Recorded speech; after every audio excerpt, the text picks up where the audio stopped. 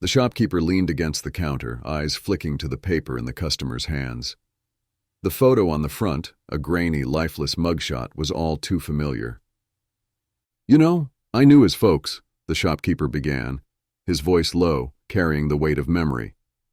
"Jack and Catherine, good people, quiet, church-going, lived just a few streets over from here, back when I first opened this shop." The customer glanced up, curious. "Really?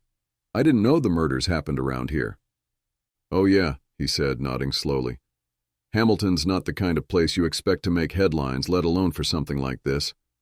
But back in '92, that's exactly what happened. People were shaken, I tell you. Jack and Catherine shot dead in their own home. Not a sign of a break-in, not a sound from their dog. And their son, Joseph." He let the sentence hang, like the weight of it was too heavy to carry all at once. "Joseph?" the customer prompted, glancing again at the newspaper. The shopkeeper sighed. 16 at the time. Always an angry kid, real chip on his shoulder. Folks in town had their suspicions about him. Some swore he did it, but the police, well, they couldn't pin it on him. Not enough evidence. The jury let him walk, but..." He hesitated, scratching his jaw. "Even some of the jurors said they thought he was guilty. Just couldn't prove it. All circumstantial evidence." The customer shook his head. "So how did he end up behind bars?" The shopkeeper's tone darkened. He rested his elbows on the counter and leaned forward. "See, his siblings stood by him back then. They all believed he was innocent. But fast forward 5 years." He tapped the counter for emphasis, his voice dropping lower.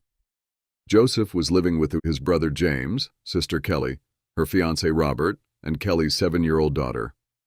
It was July, I don't remember the exact date. He just snapped. Walked into the living room and fired his rifle right there. Killed James, Kelly's fiancé, and 2 of their friends. 4 people just like that there on the couches. But one managed to make a run for it, but he got him in the kitchen, over some paranoid idea that they were talking bad about him." The customer's eyes widened. "Jesus, and his niece?" "Locked her in a bedroom before he started, like he knew she didn't need to see what was coming." He shook his head, still incredulous after all these years. "I'll never forget the neighbor's story. Said Joseph came outside after, calm as you like, told him to call the cops. When the police showed up, you know what he said? Might as well arrest me now. Cold as ice."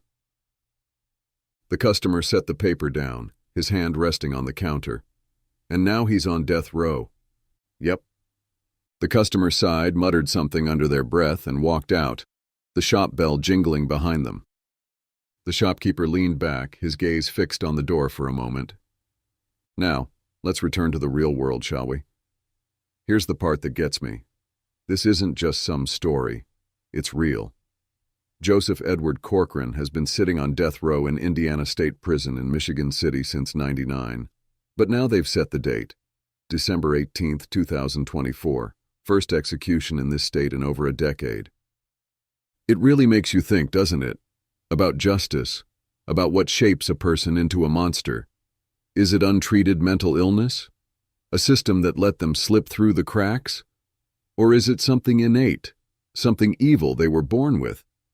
Some point to his upbringing, blaming the parents. If that's true, why do some children take the darkest path, while their siblings become productive members of society? In his case, his family stood by him, gave him every opportunity to prove the world wrong, and yet he destroyed them for it. So was it mental illness, or was it something deeper, something darker? What do you think?